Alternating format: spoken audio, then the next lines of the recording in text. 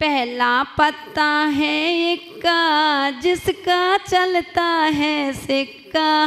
पहला पत्ता है इक्का, जिसका चलता है सिक्का। जीवे अकेला जाता है, एक अंत में जाता है। जीवे अकेला आता है, एक अंत में जाता है। चेतन की सबको हो चेतन की सबको पहचान कराए रे। जीवन उड़ती हुई पतंग कब कट जाए रे। जीवन उड़ती हुई पतंग कब कट जाए रे।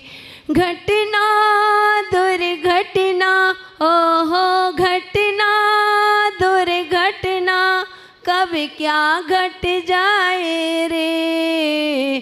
जीवन उड़ती हुई पतंग कब कट जाए रे। तो धर्म स्नेही बंधुओं, ताश की पहली पत्ती इक्के को देख करके उसने एकत्व भावना का चिंतन किया था कि संसार स्वार्थी है, आँख खुले का सपना है। जब तक आँख खुली है, जब तक सब हमको अपने नज़र आ रहे हैं, और जिस दिन आँख बंद होगी कोई भी हमारे अपने नहीं है। किसको तुम अपना कह रहे हो जी? जो भी दिख रहा है ये तुम्हारा नहीं है, और जो दिख नहीं रहा है वही सच्चा तुम्हारा है। जिसको तुम दूसरों की ओर जब तक नजर डाल रहे हो, मेरा मेरा कह रहे हो, यह तुम्हारा नहीं है। जागो, अभी भी जागो, चिंतन करना। हमने कल भी कहा था, हम आपसे ये नहीं कहेंगे कि तुम बैराग लेकर माता जी बन जाओ, तुम महाराज बन जाओ, नहीं। कम से कम संसार में रहो, घर में रहना, लेकिन मालिकियत बना करके मत जीना, क्योंकि मालिकियत बना करके जियोगे तो तुमको ही रोना पड़ेगा। इस संसार में घर में रहना तो ऐसे रहना कि हम किराए के मकान में रह रहे हैं। उस किराए के मकान को कभी भी खाली करना पड़ेगा, और अगर आप मालिकियत बना करके बैठ गए बंधुओं, तो तुम्हारे आँखों में आंसू तो आएंगे ही आएंगे। किसी का मकान अचानक गिर जाए, फिर देखो, अचानक मकान में कोई आग आदि लग जाए तो रोते हो कि नहीं? बंधुओं, विचार करो, तुमने किस किस चीज को अपना मान लिया है जो तुम्हारा है भी नहीं। हम कभी विचार करते हैं, अगर किसी का मकान अचानक गिर जाए, आग लग जाए, अथवा कुछ ऐसी घटना घट जाए, तो हर मकान मालिक के आंख में आंसू होते हैं ना।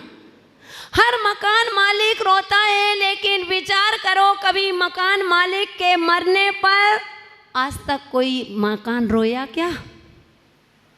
देखा क्या किसी को रोते हुए? कोई मकान मालिक मरा हो तो मकान रोने लगा हो? नहीं रोया। सभी को मालूम है ऐसे ही बंधुओं, तो हम क्या उस मकान से गए बीते हो गए कि हम उस मोह जाल में हमने इतना सबको अपना मान बैठे हैं कि आज हमारा कुछ होता है तो आंखों में आंसू आते हैं। लेकिन विचार करो कि तुम्हारे लिए कौन रोता है? कितने दिन रोएंगे? कोई नहीं है बंधु। मैंने बताया था, बेटे को कितना भी पढ़ा लिखा करके लायक बना देना, कितना भी सर्विस पर लगा देना, कितने भी जायदाद महल अटारी उसके नाम से कर देना, और उससे कह देना कि बेटा ये सब तुम्हारा है, जो कुछ है सब तुम्हारे लिए किया है मेरे बेटे, आखिर तू मेरा कब तक साथ देगा? तो वह यही कहेगा कि पिताजी क्या किया तुमने, क्या किया है, कौन सा बड़ा काम कर दिया? हर माँ बाप का कर्तव्य होता है कि पढ़ा लिखा करके लायक बनाना आपने कोई अलग से थोड़ी ना किया है। वह बेटा से कहना कि बेटा कोई बात नहीं, कुछ नहीं किया, इतना तो किया है कि जन्म दिया है बेटा, आखिर बताओ।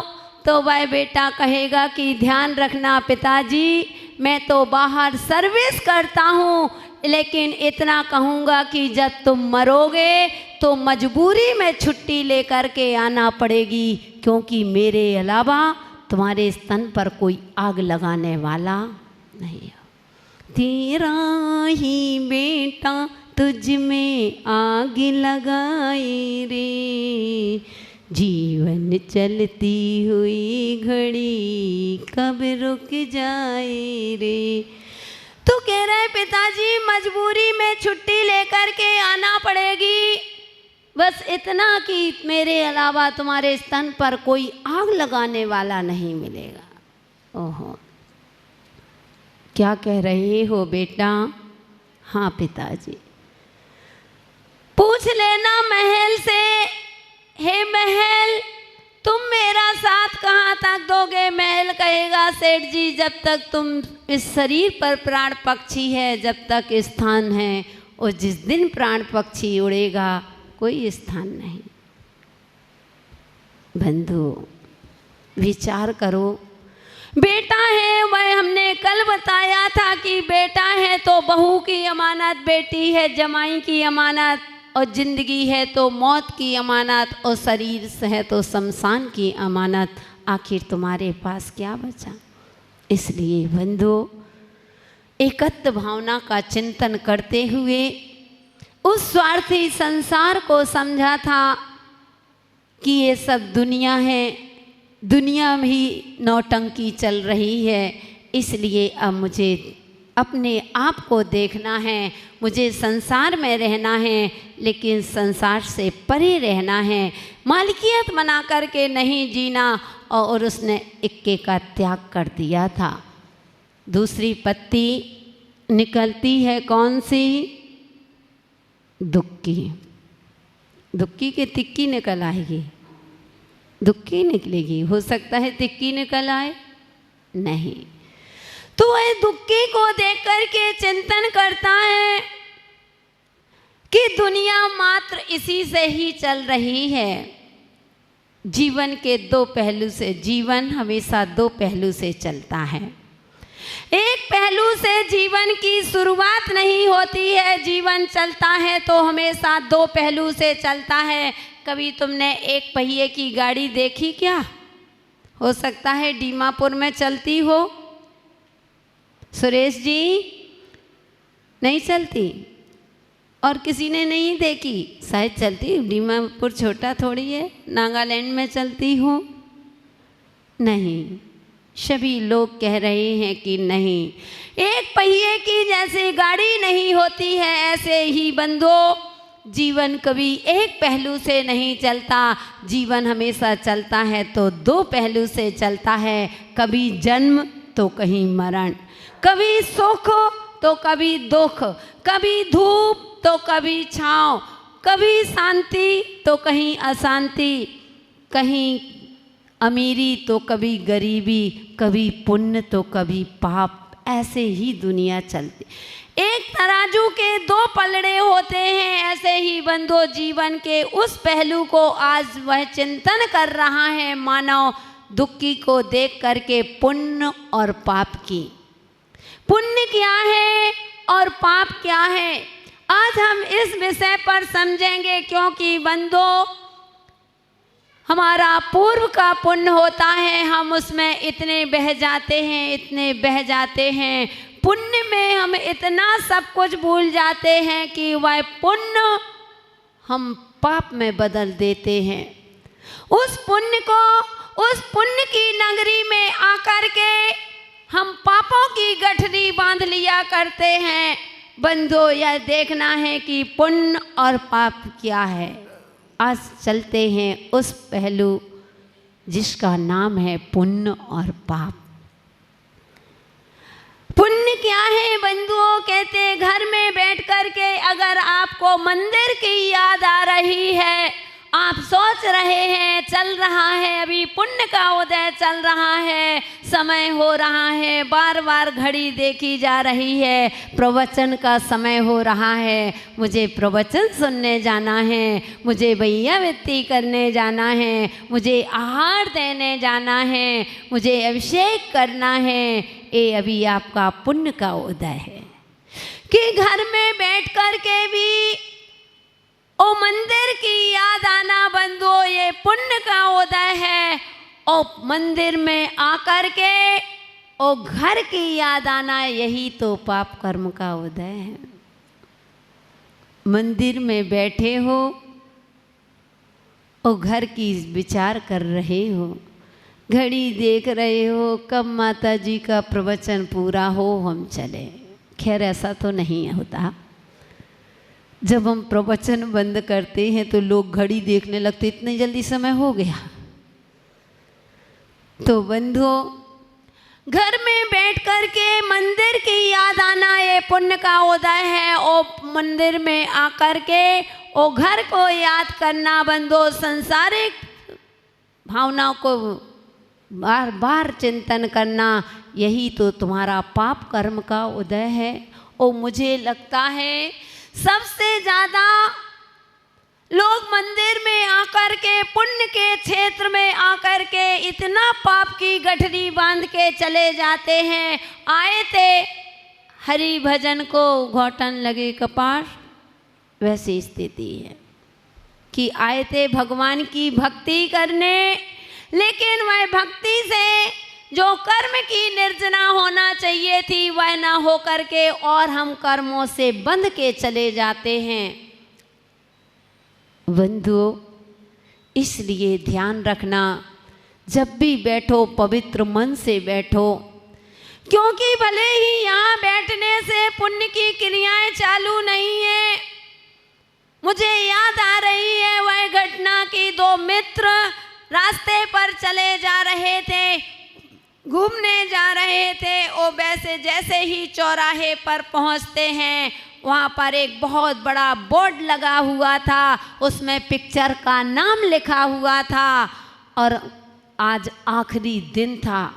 तो दोनों मित्र कहते हैं कि अरे मित्र, अपने नगर में, अपने शहर में इतनी सुंदर पिक्चर, इसका नाम इतना सुंदर, इसका ट्रेलर इतना अच्छा दिख रहा है, तो पिक्चर कितनी अच्छी होगी, वो हमको पता ही नहीं चला। वो पूरी वो भी वो आज आखिरी दिन क्या, आखिरी शो।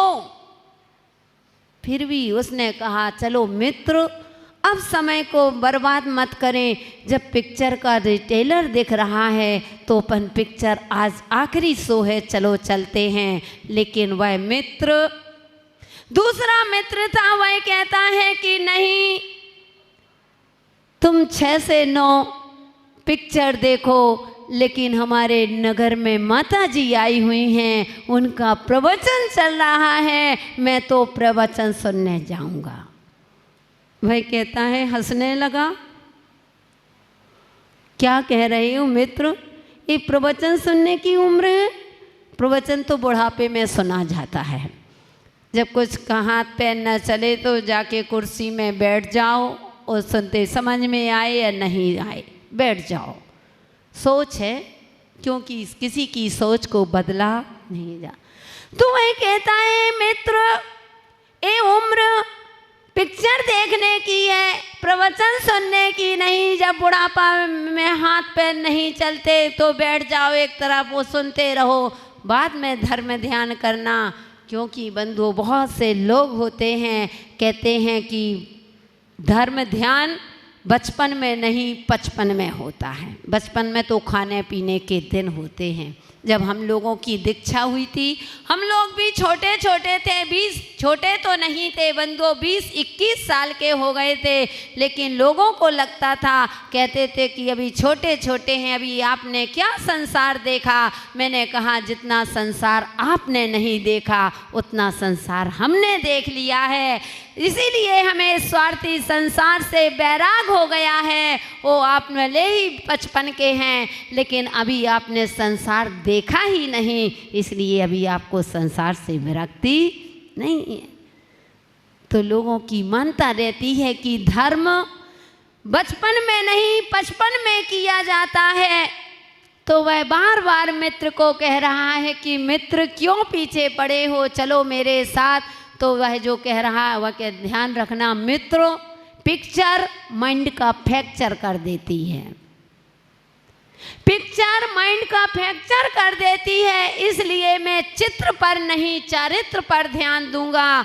इसलिए मित्र मैंने तो विचार कर लिया है कि नगर में गुरु माँ आए हुए हैं, उनका प्रवचन चल रहा है माता जी का, मैं तो प्रवचन सुनने जाऊंगा।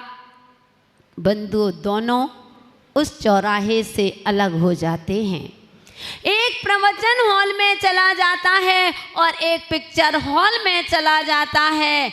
और वह पिक्चर हॉल में जैसे ही बैठा है, अब पिक्चर शुरू हो जाती है, लेकिन उसके दिमाग में बार बार उस मित्र की वह बात याद आ रही है कि पिक्चर माइंड का फ्रैक्चर कर देती है, पिक्चर माइंड का फ्रैक्चर कर देती है। अब इतनी सुंदर पिक्चर, वह पिक्चर चल रही है, आगे बढ़ती जा रही है, लेकिन सारा मजा किरकिरा हो गया। बस वही बात झूल रही है, वही बात कानों में गूंज रही है कि पिक्चर माइंड का फ्रैक्चर कर देती है, पिक्चर माइंड का फ्रैक्चर कर देती है।